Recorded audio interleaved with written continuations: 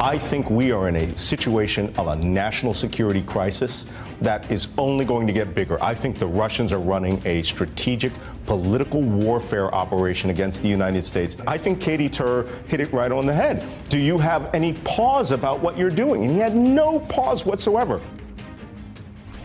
3 years later, Malcolm Nance is still right about Trump and Russia. And Malcolm Nance is also right back here with me to discuss his new book, The Plot to Betray America, How Team Trump Embraced Our Enemies, Compromised Our Security, and How We Can Fix It. Malcolm, I don't know when you had time to write another book. And first of all, you look so young in that clip. Yeah, who is that good I feel like you've aged, I think we've all aged about a decade in that 3 years.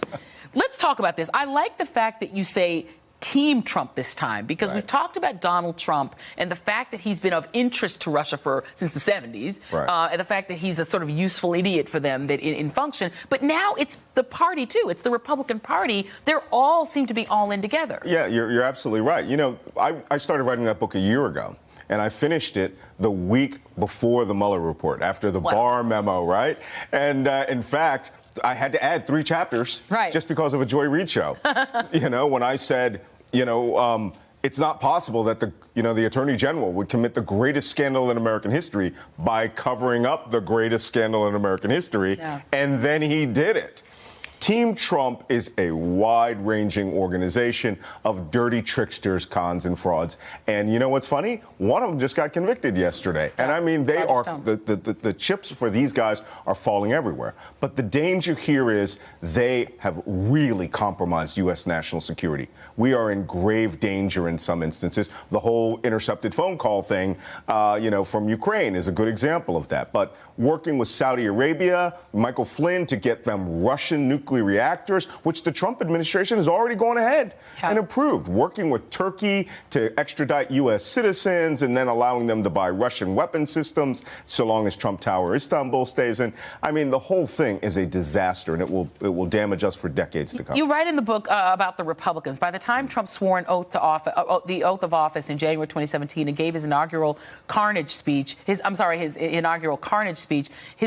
followers had come to believe that their loyalty to his love of Russia was purely patriotic, and their devotion to him superseded any loyalty to the Constitution of the United States. Such a transformation from a rabidly anti-Russian party to docile admirers in less than 4 years was Putin's dream come true. I mean, even the javelins that they bragged Trump gave to Ukraine, the condition on them was that they couldn't use them against Russia. Right. You like that? What has happened to the Republican Party is no less than a complete co-option.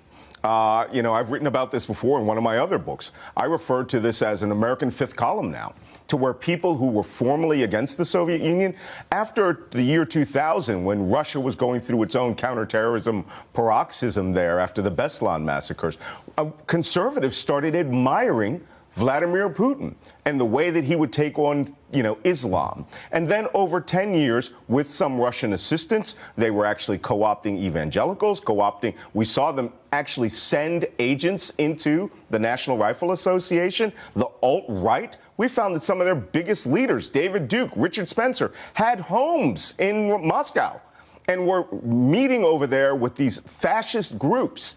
These groups view Moscow as a natural ally, as a center of white Christianity, in their view, a war against immigration and Islam. And that's why they all now love Russia. Is it also money? Because, we know that the Russian mafia is spreading a lot of money around. Sure. Of course, there is a pot of money out there from the Russian oligarchy that I think was introduced to Donald Trump in 2014. I've said this many times at the Miss Universe pageant, when he had a secret meeting at the Nobu restaurant with the 12 richest oligarchs in Russia.